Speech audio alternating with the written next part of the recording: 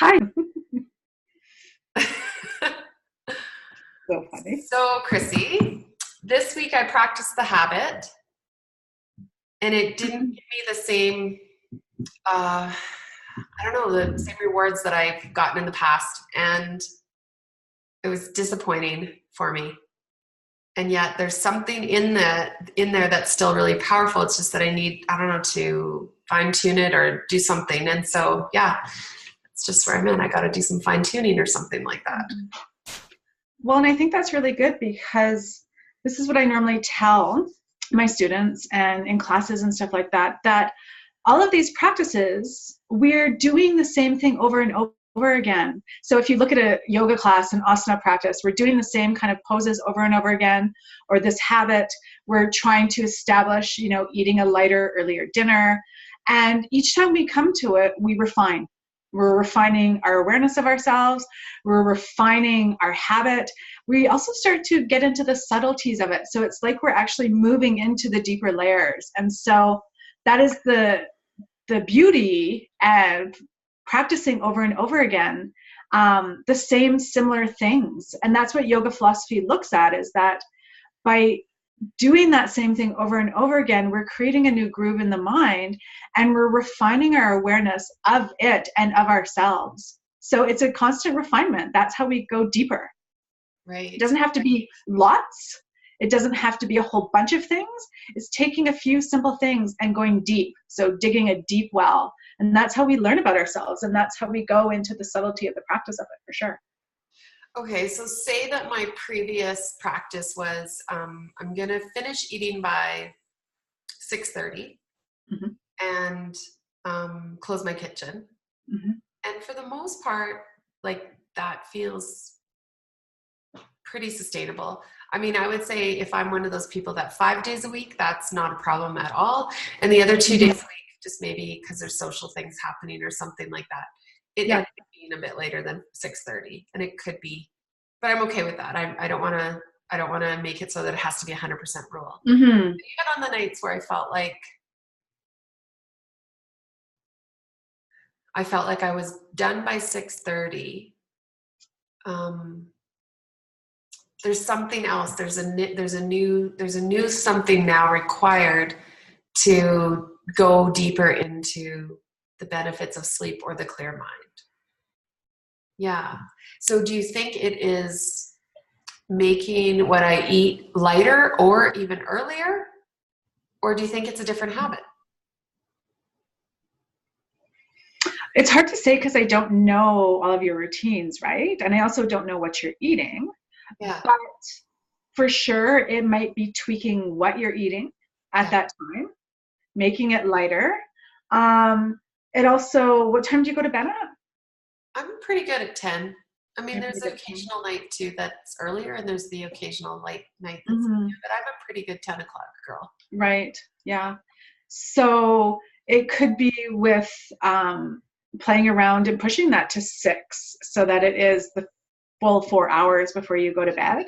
So what I've been doing this past 2 weeks, because I've been trying to really work with my schedule and having my classes at night, I'm eating my dinners at 4:30. Right. And then I go to sleep at about 10, I'd say. So I have a lot of time in the evenings to be watching my digestion and watching, which is kind of funny. But describe what that is. What does watching your digestion look like? I think the first thing I start to look at is how do I feel within like an hour or so of eating? Is there any bloating? Is there any gas? Things like that.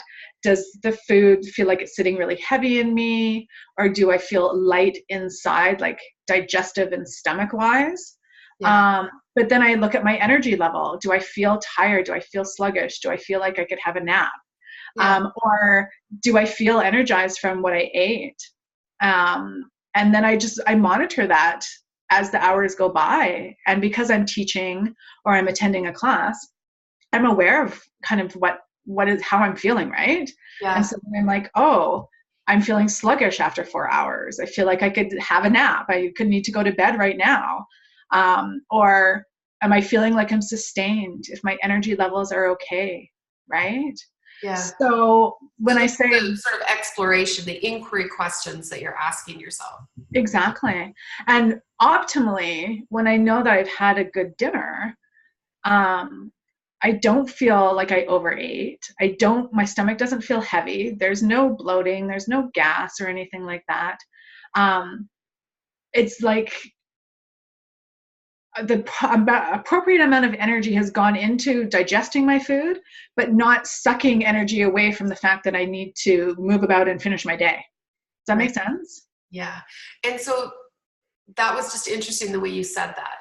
Not sucking energy away from things I want to do. And so do you feel like that? Sometimes digestion just takes so much energy that it is being rerouted from other parts of your world? Yeah, totally. Oh, okay. So now speak to that for me. Well, so I look at it more and more as we have these energies in our bodies playing out, and some of it is digestive, some of it is respiratory, some of it is our immune system. All of these, they're all energies, and we have a certain amount of them, and when they're all balanced, they're all doing their job really well. Right? And so this energy stays here, this energy stays here. This is simplifying it, but in my mind, sometimes I need simple, right? But so I find that especially when it comes to eating, if I've eaten something that is hard for me to digest or is taking a lot of energy, it really does pull from my ability to be more alert, to be able to do what I need to do, whatever that might be. If I'm at work still, or if I'm teaching a class, or if I'm trying to focus on, some kind of task at night. And if I feel like there's a lot of effort trying to go into that, and that's often why we then look at eating more food to try and bring energy levels back up, looking to caffeine. Our culture does that all the time, don't we? Exactly. And I even found yesterday I was really tired after my lunch, after about 2 hours. And so I had a decaf Americano. I don't have coffee. I kind of had to go off of that. And it was at like 2:30, 3 o'clock. Oh my. Even though it was a decaf, I was up all night.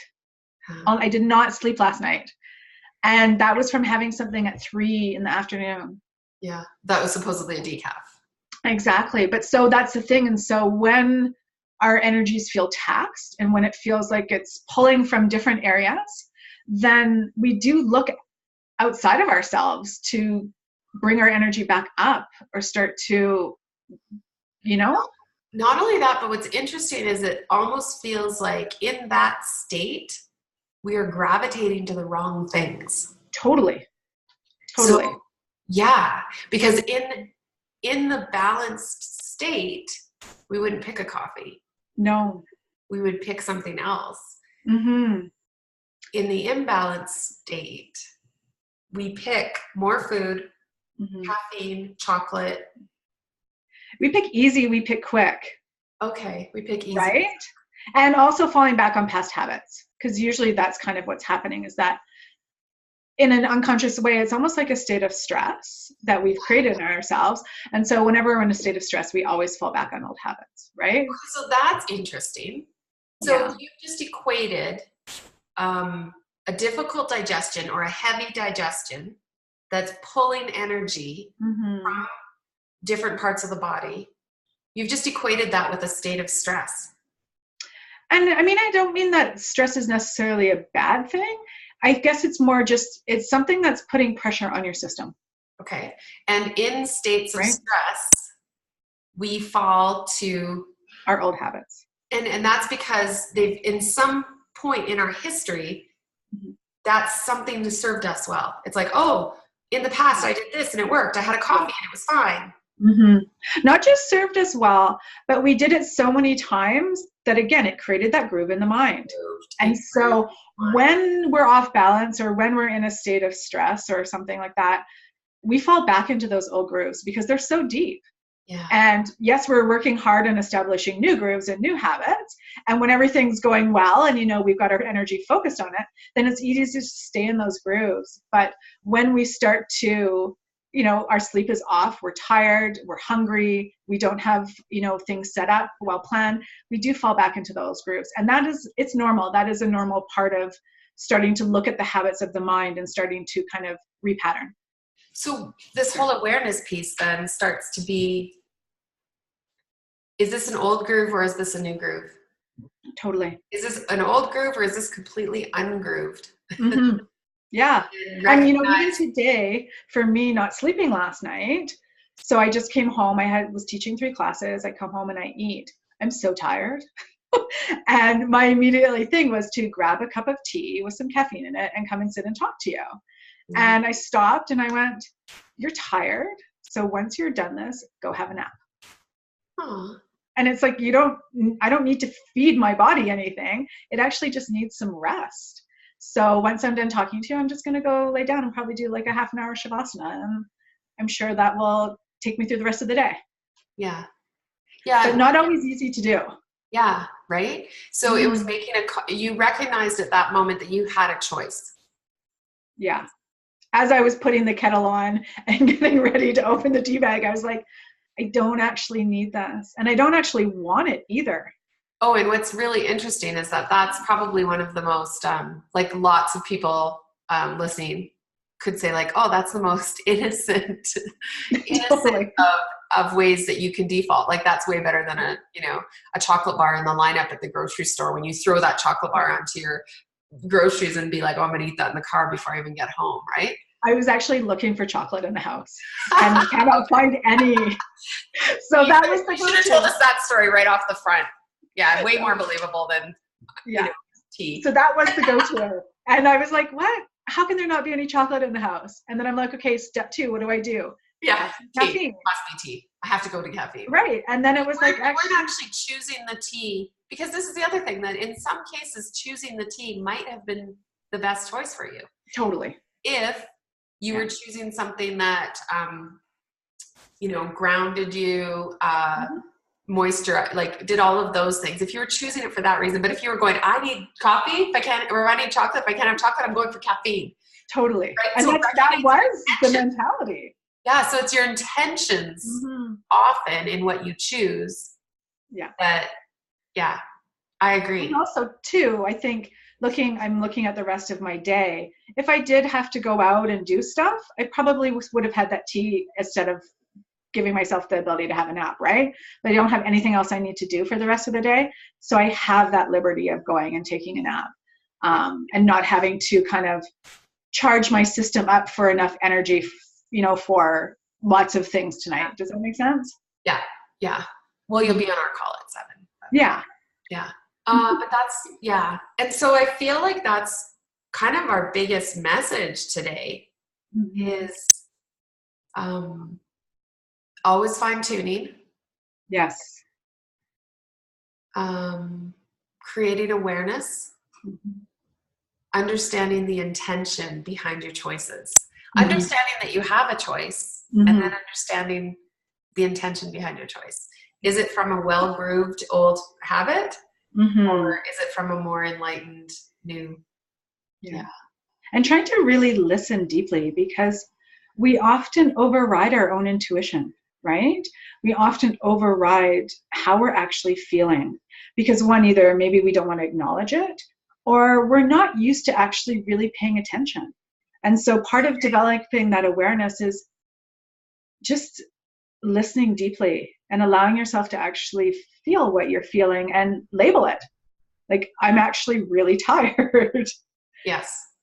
And then what do I do from there? And what do I need? What is going to serve me best? Yeah. I think the biggest part in that is being able to label without judgment, right? Because often when we come up with how we're actually feeling, we somehow have given that feeling a negative connotation and we don't want to feel it right now. Yeah. So we're going to do whatever it takes, and even bad decisions, to get out of that feeling. Yeah. And if we could just take a moment to refine and recognize, or just be able to own that without judgment. Yeah. So this week we go into the whole idea of going to bed early, of Mm-hmm. having a bedtime routine, of creating a situation where you are consciously putting yourself to bed, right? You are Yeah. putting the steps in place the same way you did with babies when they were little, right? Like Mm-hmm. you put a routine in place. There's a bath and there's a story Yeah. and there's a bedtime, and you created a routine so that these steps indicated that sleep was next. Yes. And it's almost like Ayurveda asks us to create that for ourselves. Mm-hmm. What have you discovered about that habit? I love it. I love going to sleep early. I'm the queen of going to bed at like 8:30 sometimes, Yes. because I just I like to get up early, and I know that if I go to bed early, then I can get up early and feel really good. Yeah. But the way I've taught this whole sleep kind of habit is that as we move through the day, we gather tensions, we gather stresses, we gather stuff. Yeah. And we need to undo that before we can go into a restful sleep. And so it's just kind of like in a yoga practice when we go into Shavasana, we started by moving our bodies and working out physical tensions, right? Yeah. We opened up our breath so that when we go into Shavasana, it's like we've let go of tensions through different layers, through the body, through the breath, and now the mind can kind of relax and rest in a place of stillness. And so that's kind of what we want to do when we are looking at that earlier bedtime, is that we want to undo, we want to unwind and kind of let go of the busyness of the day. And that might be 10 minutes, it might be 15 minutes, it might be 5 minutes of deep breathing when you're in bed. So the way you said it made me think about what we were talking about with digestion, right?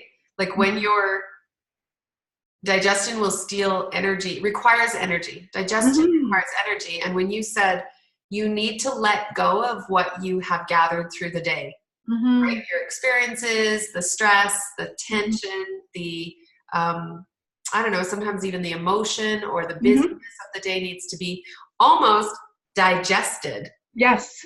Right? So we're not talking food now. Now we're talking like the day's experiences need to be digested. And so that requires an energy, or requires a thoughtfulness, or requires time and space. Yes. So, and if we don't take that, then the energy that was used for restful sleep will then be used to take care of all of the stuff when we're trying to sleep.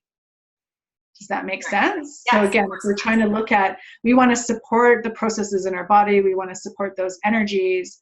And so that's why we want to have our food digested before we go to sleep, because then energy is not being drawn from digestion to sleep or sleep to digestion, right? And same thing with this. Yes. So you want to digest or let go of your day so that energy required to do that doesn't try and happen once you're already comatose in your bed or trying to be comatose. Exactly. Yeah. I like that idea. Yeah. And so it's any kind of structure, and yoga practices are pretty open-minded about this, aren't they? I mean, they talk about turning off digital stimulation. They talk about having a bath. They talk about the movement in the evening is slow and steady. It can be strong movement in the evening. It doesn't have to be gentle. It can be strong, but it needs to be slow and stable. It does. And mindful. Mindful. So really paying attention to how you're moving your body and trying to stay connected, with your breath. Yeah. So a good walk around the block in the cool winter air works. A nice yoga practice by the fireplace works. Meditation. Yeah. Laying down, most people, I just say 5 to 10 minutes of diaphragmatic breathing before you go to sleep. That is usually the basic practice that I give, because that starts to shift your nervous system back into a state of balance out of the fight or flight, the sympathetic. And it starts to allow you to start to relax more deeply into yourself, and will help shift you into better sleep. Yeah. Well, what's interesting about that is that breathing from your diaphragm, right, also helps fan fan the flames of Yes. fire, right? So if you're trying to wake up that deep clean state in your body, when it doesn't have to do digestion, when it doesn't have to deal with all your crazy stress of the day, right? When those two things are dealt with, and it can come alive and just like work through your body in the middle of the night. It's beautiful. It's a beautiful benefit that you give yourself. Yes. Thank you. You're welcome. Thank you. All right. We'll talk to you soon. Sounds good.